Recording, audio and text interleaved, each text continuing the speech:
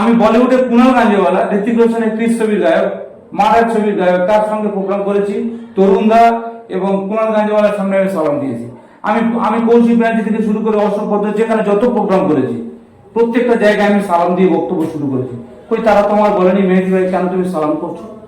Actually আমাদের এই গ্রামাঞ্চলের মধ্যে এই যে ব্যাপারটা সত্যি আমার ভালো লাগছে না। হ্যাঁ, আমরা গণতান্ত্রিক দেশে বাস করছি, আমাদের রাজনীতি করতে হবে, তবে রাজনীতি এবং ধর্ম সবকিছু যেন আমাদের মানবিকতাকে ছাড়িয়ে না যায়, এটুকু আমার রিকোয়েস্ট।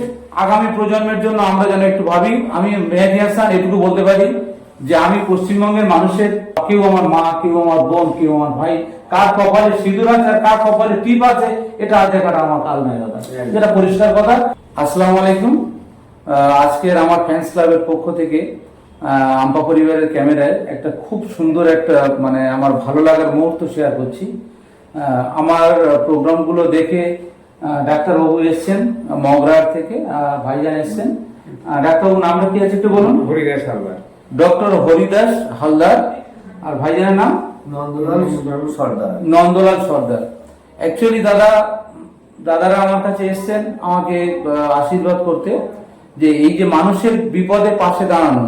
অ্যাকচুয়ালি আমি গতকাল একটা ফেসবুকে স্ট্যাটাস দিয়েছি যে জাত ধর্ম এবং রাজনীতির মানসিকতাকে ছাড়িয়ে আমরা যেন সত্যি সত্যি মানুষের বিপদে আপদে পাশে দাঁড়াতে পারি, এই উদ্যোগ।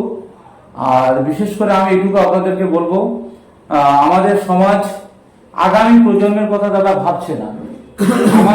আমরা তো মানে বেশ 35-36, কেউ 40-50 আমরা চলে যাবো, টাইম হয়ে গিয়েছে আমাদের।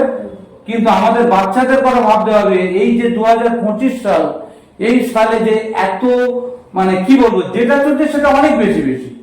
আর বিস্তারিত বলছি না। অ্যাকচুয়ালি আমাদের সমাজটাকে সঠিক পথে নিয়ে আসতে গেলে আগামী প্রজন্মের জন্য আমাদের বাচ্চারা যাতে অন্তত আফটার 10 ইয়ার্স, আফটার 12 ইয়ার্স যেন তারা যেন সুস্থ স্বাভাবিক মানে জীবন সমাজ পায়, এটুকু বলার। দাদা কিছু বলার থাকলে বলুন আপনারা। না, যেটা বলেছেন কথা বলেছেন, আর কিছু বলার নেই। আপনার কথাই শেষ কথা। সবাই চাই ভালো থাক, আমরাও চাই সবাই ভালো থাক। সৃষ্টির আরেকটা কথা আপনাদেরকে বলবো দাদাকে সামনে রেখে। বিশেষ করে আমি আমার অন্তরের অন্তঃস্থল থেকে দাদাদের সালাম এবং আমি আমার শ্রদ্ধা জানাচ্ছি। একটা কথা বলবো, সৃষ্টিকর্তা আমাদের যে যে ধর্মে পাঠিয়েছে, সৃষ্টিকর্তা অনেক বুঝে সুঝে আমাদেরকে সেখানে পাঠিয়েছে। আমরা ওভার অ্যাক্টিং যাতে না করি। আমি মুসলমান, আমি বলিউডে কুনাল গাঞ্জেওয়ালা, ঋতিক রোশনের ক্রিস ছবির গায়ক, মারার ছবির গায়ক, তার সঙ্গে প্রোগ্রাম করেছি।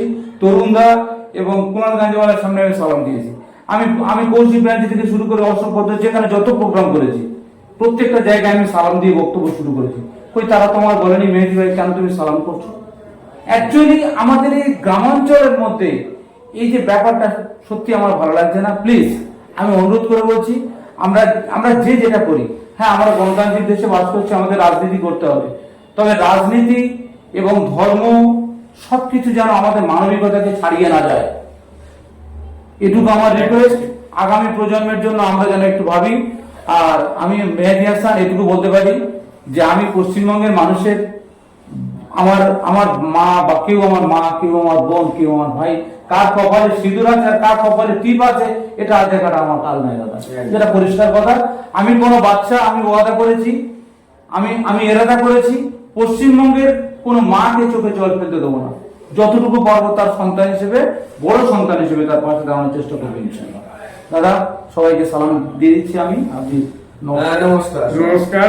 সবাই ভালো থাকবেন, সুস্থ থাকবেন। এই মেসেজটা ছড়িয়ে যান সবার জন্য।